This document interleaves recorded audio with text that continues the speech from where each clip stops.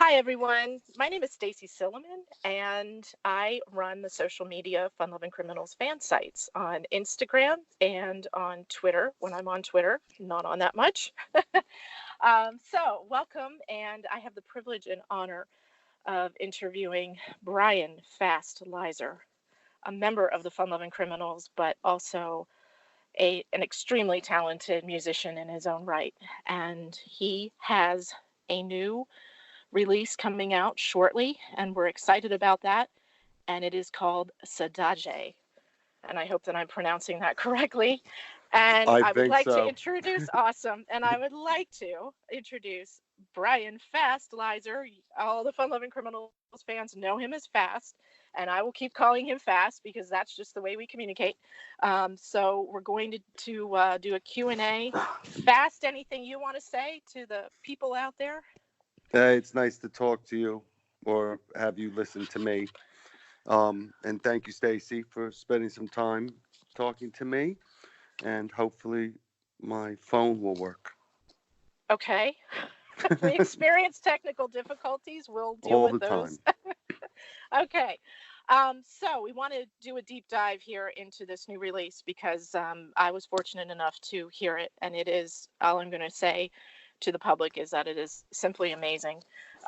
But I do want Fast to talk about that. So the first one's pretty heavy. The first question: what is the story behind Sadaje?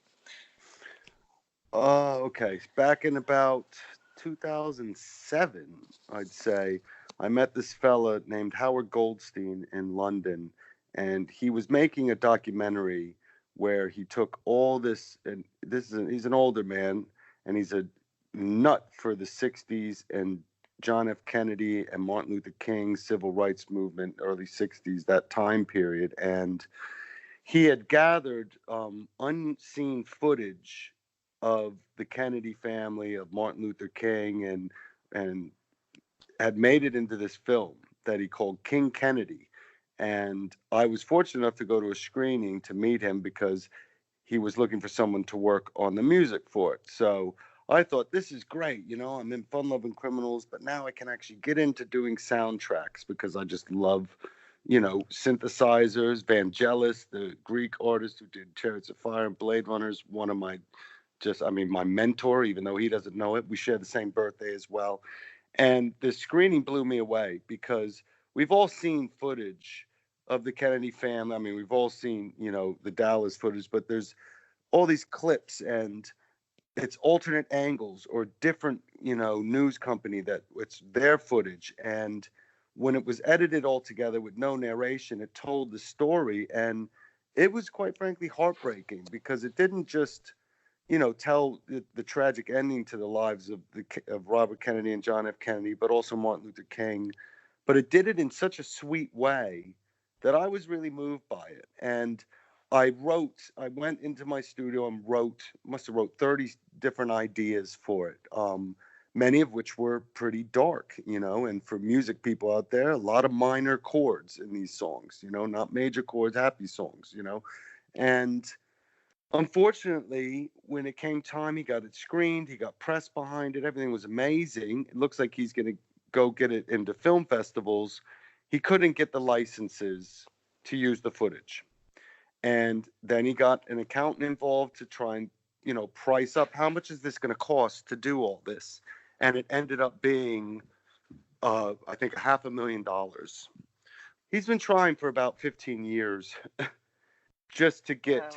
the get the footage licensed, and it's really annoying. So all this music I've been sitting on that I wrote pretty much between 2007 and 10, really closer to 2010, has just been gathering digital dust on my hard drives. And then I started getting, a bit annoyed. So I tried to shop this music to companies, and in London, it's a tough game, trying to get your music in commercials and films and TVs and stuff, TV shows. And so then I said, you know what, I'm going to go to California.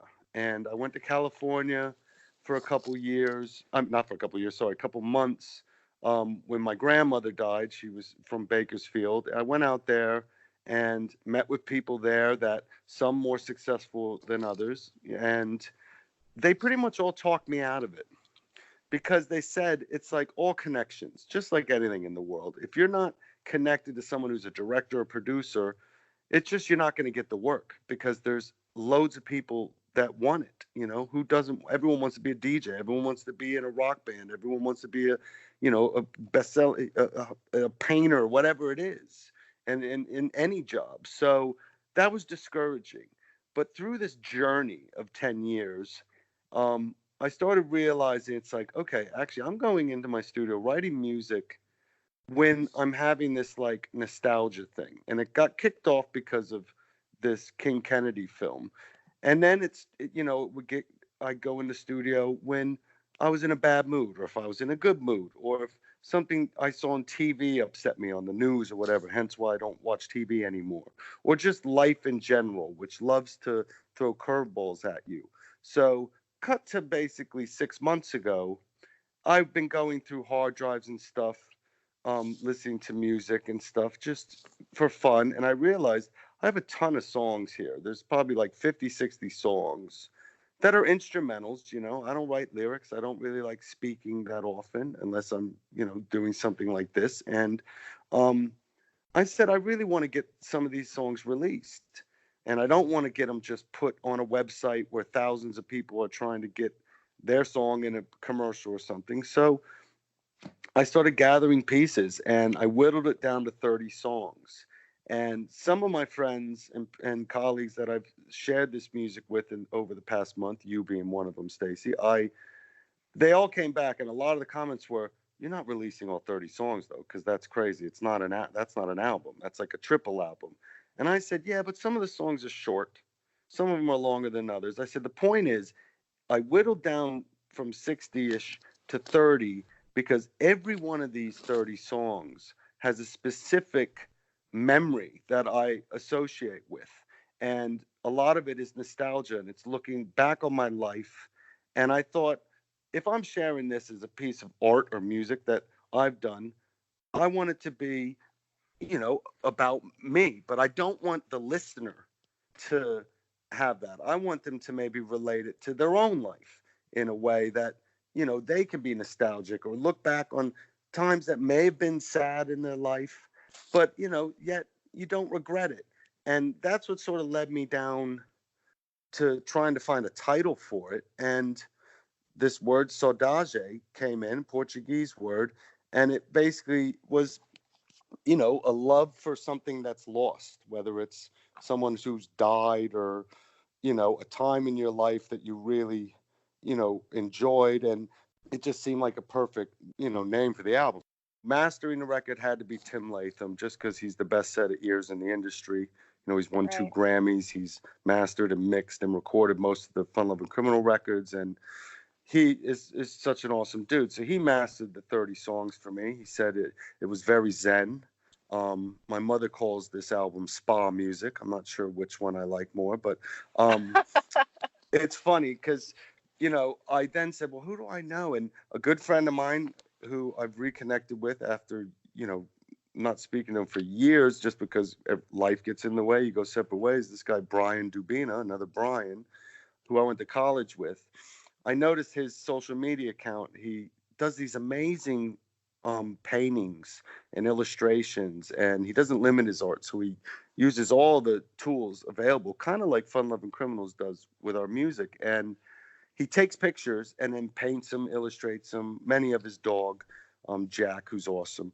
And I thought I might as well get in touch with these people. These are people I grew up with. They're part of my life. This album is about looking back on my life. And had a great talk with him. I had I think it was over 2 hour talk with him. First hour was kind of a catch up, and then it was an hour talking about life and about art and just love and hate and anger and emotions. And I said, can I just send you the album and see what you think? And a couple of weeks later, he sent me this cover. I mean, in my opinion, the cover is better than the actual music on the record because there's so much detail in it. And I'm hoping that I can actually print up a poster to sell, not really Yeah. not to make money. I'm not looking to make money on any of this. It's just to share, an idea. I guess you would call it art. I don't know. But it's just the pieces of the puzzle kind of all fit together. And I just want to get this record out. And I just want to get it out. And the people that listen to it, I hope they, can relate it to something in their lives. I mean, that's what probably anyone wants in art. So kind of some of it's selfish, but it's also been an amazing way for me to sort of let go of the things in the past that have been holding me back, when it comes to relationships and when it comes to, you know, just emotions. Life is very emotional and it can Hmm. often, get the better of you if you don't keep it in check. Yeah, I was just going to ask you, and you answered it. Do you feel lighter with it out? With it, it's not released into the universe quite yet, but you have released it to a select few, and I believe that to be the case. Sometimes those emotions, you put something out there, and it rids you of pain, perhaps. It definitely does. Yeah. It definitely does. And it feels real good hearing the songs. And at different times of day, they affect me differently. When I was young, I think the first two songs that really stuck out for me was Vangelis's Chariots of Fire Hmm. theme and Giorgio Moroder, The Chase. I was very young. I must have been 9 when Chariots of Fire came out. When The Chase came out, I think I was probably 5 or 6, but I didn't know the movie Midnight Express or how powerful that movie is. But a, a friend of my dad's knew I got this little cassette deck, and it was my favorite thing. I got this little boom box for Christmas, for my birthday, and he made me a mixtape. And had all the songs on, I can't remember a single song except The Chase by Giorgio Moroder, a very synth heavy track. Hmm. And then after Vangelis came out, Chariots of Fire, I just loved it. And then Blade Runner had been out, and that I didn't see when it came out in the theaters, but when I saw it a few years later, I mean, I don't think there's like a month that goes by that I don't watch it, and any one of the 5 different versions. And I just love Vangelis. I love his music, and I love not just his sci-fi scores like Blade Runner, but some of his older pieces of music too. I just think he's next level, and his studio in London back in the early '80s when he was doing Blade Runner is just any synthesizer fan's dream. And how he wrote his music, it's just amazing. So growing up and getting into music, getting into synthesizers, and then led me to getting into samplers, which obviously led to me, and Huey doing Fun Lovin' Criminals. Um, it just seems to make sense that it's like, okay, this album I want to put out now. And if I die tomorrow, or not tomorrow, but after the day after well, if I die tomorrow, because it doesn't matter, I've got it. It's coming out November 24th, 2019, which is my father's birthday. It'll be available Oh, for pre-order mid-October, and I'm doing it all myself. So I'm trying to have it be from me. So there's no nonsense. So I'm trying to get CDs and vinyl. Vinyl's very expensive, but I'd really just want to get it out, and it's a good kind of looking back on my life because I'm 47 years old, and I want to be able to progress without any regret. So this album's helped me do that. that's great. You already talked in depth about Vangelis, but I know I that you love have him. mentioned him. Yeah, you've mentioned him as your musical hero in the past, and on this project, I know he was a huge influence. But just in general, can you talk about that? What he means to you? I think it's just, he's someone who I didn't know anything about him because I loved his music. So it was all about music. This is early '80s that I really Right. started getting with Vangelis, and I think for Christmas I got one of his records. My folks got me one of his records, and it's just there was no I didn't know what he looked like. I didn't even know he was Greek. I didn't even know if it was one person. I thought Vangelis might have just been the name of a band, whatever. Well, Hmm. I didn't even consider who made the music or anything. I just listened to the music. And I mean, it really kind of drove me to figure out, okay, this is what I want to do. Whatever's going on in this music with synthesizers, I'm not hearing real drums. I'm hearing percussion, but I'm hearing mostly this electronic music. And it just was driving me crazy because I loved it so much. Maybe seeing Star Wars, and that helped in 1977. That might have, steered me down this direction of science fiction and loving, future things that, obviously Vangelis with the synthesizers. But for him to write that soundtrack for Blade Runner, I mean, it's just so next level. And it's just amazing. And there's so many songs that it was never even released on CD till the 90s, like the proper version. And even to this day, there's still songs that haven't been ever released of his. And I've had to track down the sources of all of this stuff because I think he's the one who got my foot through the door. When I was younger, when I moved to New York with my family, and my mom and dad, bless them, we go to church every Sunday, and sitting in the services, when you're young, you can fall asleep, especially during the sermon. So I wanted to get into music in the church. So I joined the handbell choir, and the handbell choir was amazing experience for me to learn to read sheet music. And it also got me into wanting to learn trumpet. My grandfather, Grandpa Harvey, known as Happy, gave me a bugle when I was young. I didn't think nothing of it, but when I realized you can get this other thing called a trumpet with 3 valves and you can actually play many different notes, I got into, playing trumpet and stuff. And through this playing handbells in church, I met this guy Christos, who's another Greek guy, even though he's American, but Christos Deveris, a Greek fella, and it was the piece of the puzzle again started to come together where he had a synthesizer, and he also listened to awesome music, all mostly UK music, Depeche Mode and Nick Cave, and just amazing music collection this guy had. And I sort of became his apprentice without him probably even wanting that. And we got close, and we started this band Moses on Acid in the late 80s up in Syracuse University, where incidentally this Brian Dubina, who did the artwork, he was at the same college. And that band led me to, come down to New York and do some shows. And when I got kicked out of Syracuse University for basically not going to school, but going over to Christos's house to mess around with his synthesizers and samplers, I moved into the city where I worked at the Limelight nightclub, and that's where I met Huey. And, it's like things happen for a reason. And here I am in 2019 putting out this record that, just is my little life story in music. It's very instrumental and very soundtrack, very cinematic, which I think we put into Fun Lovin Criminals as well, but not in this dark way. I mean, some of the songs of this album are pretty dark, but there's also moments of light and joy and all that. Yeah.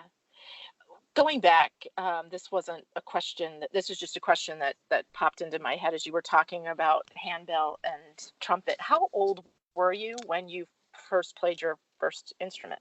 First instrument would have been trumpet, actually. Was it trumpet? Might have been handbells. I didn't really start playing any instruments until we moved from Springfield, Virginia, outside of Washington, D.C., to New York, just outside of New York City in Westchester County. And yeah, I started taking trumpet lessons with this amazing guy, Don DuPont, who's just an awesome trombone player. Yeah, he's got a great name. And he's just an awesome guy. And another one who, because of Don DuPont, I got into Herb Alpert. I got into Maynard Ferguson, these horn players, Chuck Mangione. And that was my sort of, okay, there's real music. I was listening to Vangelis at home. I was listening to Giorgio Moroder at home. I was 10 years old. And it was, when I play trumpet, you're listening to some jazz stuff. When I went to church playing handbells around the same time, this is around 1983, 84, I was playing classical music. I traveled with that handbell choir to England to play in these symposiums. I traveled to Japan playing in symposiums with 50 different handbell choirs, and the Japanese choirs were unbelievable because they memorized the music. And if anyone, this isn't like you being up in a tower pulling a string. Right. This is special music, handbell music. And if you ever have the opportunity, anyone listening, to go see a Japanese handbell choir play, it is next level. I mean, there's probably 12, 13 performers. each with at least two bells. The big bells are the bass bells, and the ones up on the high bells are having two in hand. To me, at least, it's next level. In church, I loved my organ player, Dave Pizarro. Very bizarre guy, reminded me of Vangelis, because by this time, late 80s, I, saw a picture of Vangelis. I was just, okay, it's a big dude. He's got long hair. The guy was crazy, but I love watching him play because I realized, all right, he's playing the organ, which is not an easy instrument to play, but also his feet are playing these bass Yeah. pedals. Yeah. And it really got me excited, which, with Fun Lovin' Criminals, I kind of applied that to that as well. And, You it's just, did, because you work hard when you're on that stage. it's, now it's like, it's like, it just happens now, Second nature. Yeah. yeah, we write our FLC records every 10 years or so. So I've had plenty of time to learn how to play some songs. And who knows, with this record, I've actually considered, I've released a couple other records of stuff I've done and never considered performing it. But this record, I'm actually want to. If there's a way to figure out how to do it, I'd love to. And, the amazing people at this company, Behringer, which is like a audio company, and now it's run by Uli Behringer, who is just next level what he's doing. He's figured a way, I don't know how he's legally done it, but he's done it where he can recreate famous synthesizers and drum machines and not get sued by, the big corporations to not be able to do it. And he sells them for a fraction of the price. And so now you don't have to have $100,000 to be able to buy these vintage synthesizers and stuff. You need a few €100. And he's changing the game when it comes to anyone being able to actually get their hands on physical hardware to write music. Because the whole laptop game and virtual synths, they're amazing. There's some great companies, UVI and Arturia, that have come out with amazing virtual synths. But there's nothing better than getting your hands on a physical unit. It's kind of like when you listen to music, there's nothing better than playing vinyl, which is why Right. I love to DJ, especially with 7 inches. Yeah, so if there's a way I can perform this live with the help of Behringer, because I need their synths to be able to do it, and some of their synths aren't out yet. So I'm hoping with any luck there might be some way. But I kind of want to tie it in to an art thing, not just going to a small venue or bar where everyone's talking. I want to do it in a kind of way where people can come in, I guess like Tim Latham would say zen, or my mom would say like a spa. People come in, close their eyes and relax and, listen to music for a bit, and kind of like a meditation almost in some sort of way. There's a good friend of mine named Bill Stevens I met, and Bill Stevens is a jazz teacher, and he's an unbelievable jazz pianist. I mean, unbelievable. And he does his concerts in Emerald Isle, North Carolina. So when I go visit my family in the summers, I go check out his concerts he does. And it's just for friends of his family. And he always says at the beginning, turn your phones off, not on silent, turn them off, close your eyes, listen, and I want you to just kind of escape life, because life is crazy. And what's so special about Bill Stevens is he's blind, and it's just an unbelievable dude. I love him as well, and I'll never be able to play like he does. I mean, he's just unbelievable. But I like that at his shows, where it's like, music is supposed to be something you put it on, you escape. No, yeah, music's great when you're in your car going on a trip, or when you're at a concert, obviously. But there's a lack of people reflecting on themselves these days, and I think that's why people are getting so angry in the world, and people are being not nice to each other, because they're not really taking time to realize what's important. What do you hope that the Fun Lovin' Criminals fans, as well as anyone else, will appreciate the most from this release? What do you hope? I honestly have no idea, because I was, when I was first listening to all these songs, I wasn't even considering releasing them, because I got very emotional listening to it. Then it got to a point where I thought, why not? What is the point of it just sitting on my hard drive for me to just listen to? I should share it, because I know there's a few people that would want to hear it. Namely, my family. I haven't even played it for most of my family yet. Don't have it. And I said, I need to get over this introverted side of me that comes from, not necessarily not having any friends, but just always being in my own shell, you know, and I mean, I don't know. I don't. There's a couple songs on there that sound sort of like FLC songs. You know, I'm one of the Hmm. main songwriters in FLC, of the music especially. But I don't know. I mean, I would be happy to know that people that maybe don't like FLC would like this music. You know, the hard part is getting the music to them, Right. and I want to get it up there because I know I'd regret it not having this music at least be available, even on Spotify. Just listen to it if whatever, something were to happen to me or whatever for the future. It's something I think is cool, and I think at this time, it's in the world, what's going on, I think people need to maybe be a bit more open to putting on some music that's instrumental and just kind of sitting there and relaxing, whether it's you're having your dinner or you're getting a massage or whatever it is, or Hmm. don't listen to it at all and don't buy it. It doesn't bother me either way, because that's the one part of this record that's selfish for me, is just I wanted to get it out for me, Right. because by getting it released, to me, symbolizes I'm letting go of the past. I wanted to ask you. You just mentioned about the Fun Loving Criminals. Some of the songs sound like that because you also put that music together, and I would agree. There are some tracks that sound like that, but just to everybody out there listening, this is an eclectic, um, array of music here. So there are tracks on there, Fast, that just blew my mind. So I think, Thank you. and didn't sound like Fun Loving Criminals at all. But I would encourage all the FLC fans, to listen. And it's really phenomenal. It just is. And Thank you. I Yeah. do think it is a bit like a soundtrack, perhaps, to your life.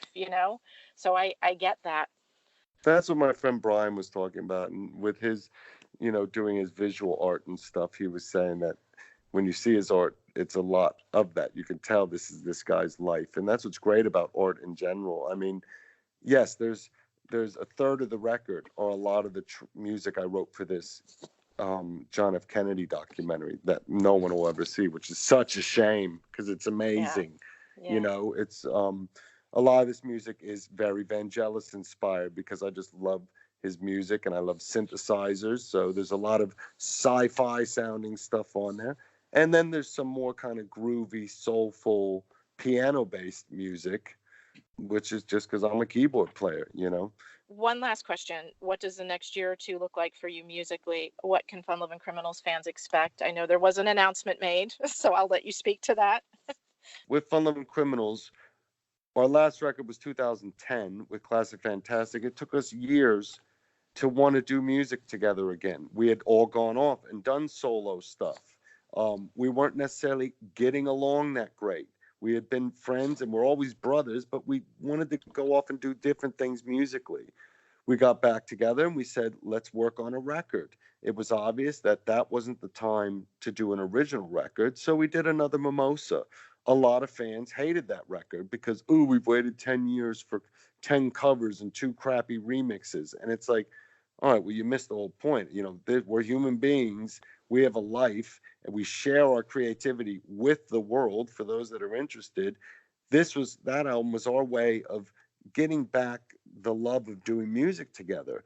If it Right. wasn't for another Mimosa, there wouldn't be this next record that we're working on now that is coming together incredibly quickly, very organically, and very much like our first record did, with the added plus that we have Frank in the band now, which is an amazing thing. Frank is not just a drummer, he's an amazing singer. He's amazing at writing harmonies and melodies and coming up with, hooks and things. So we have all the tools we need.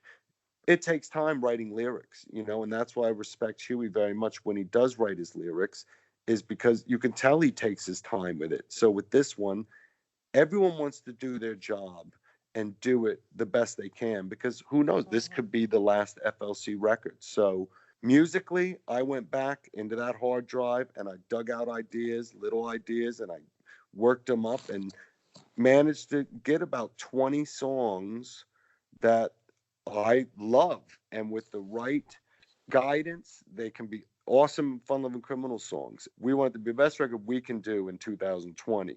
for us, that means getting to New York, not just to mix the record with Tim Latham, but we need to get to New York and go in a studio with Tim and have him actually re-record things that he thinks we need to re-record, whether it's drums and things. Frank records his drums in Leicester. They're amazing. Get Frank in a studio with Tim Latham recording drums. It's next fucking level.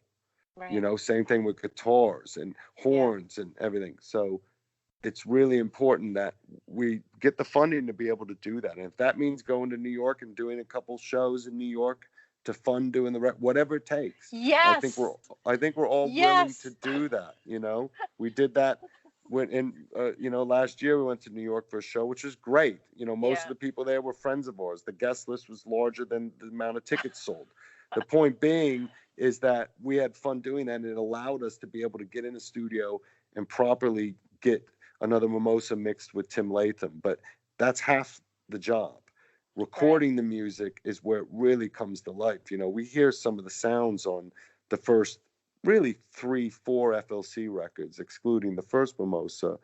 There's some stuff I'm amazingly proud of, and a big part of that is because of Tim Latham. So he has to be a part of the process while it's being recorded, not when it's done being recorded, because we don't have 2 Grammys. We are not as good at recording, as Tim Latham. He's next level at recording instruments, whatever it is, voices, keyboards, horns, guitars, basses, drums, whatever. So he has to be there as the 4th member. So that's sort of what we're doing. So I'm hoping while we're in this phase over the next probably 6 months of writing lyrics and getting these songs developed, I might be able to do some performances with performing Saudade, which would probably be me with a whole bunch of synthesizers trying to be like Vangelis. And if it was in the right location, the right format, I think it could be something very interesting. There are a lot of small galleries. So if you would perform with Brian and he would have his art, that might be a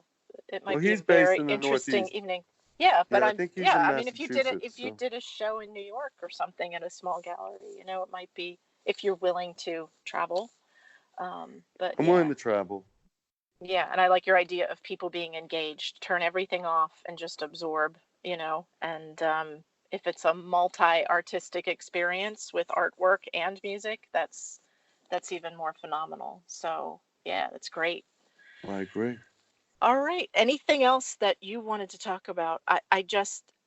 I'm so honored to have this discussion with you. I just want to say that. And You're too kind. I'm so excited about this record. And November 24th, people listening, it's going to change your life when you hear it. Sit down, have a glass of wine, absorb the music, because it is absolutely phenomenal. And that's the talent, super awesome. Thank you. The talent of Fast is just absolutely going to blow your mind. So you're too kind. Definitely. The check's in the mail, Stacey. The check's in the mail. No. Just kidding. Just kidding. There's been no paid up front. This is not something like that. No, Stacey, you're a friend of mine. So I appreciate being able to. This is what friendships are all about, being able to call on your friends when you need them. And you're awesome for doing this. So thank you. And to anyone listening, if you know me, you're all good in my book. I love you. If I owe you money, we're going to have to work that out some other time. If you don't know me, respect to you and love and, best of luck in your life. And maybe we'll cross paths one day. All right. Thank you, Fast. We look forward to Saudade on November 24th. And the pre-release is, you said October? What, I think around middle of October. Middle of October. Thank awesome. You. All right. Thanks.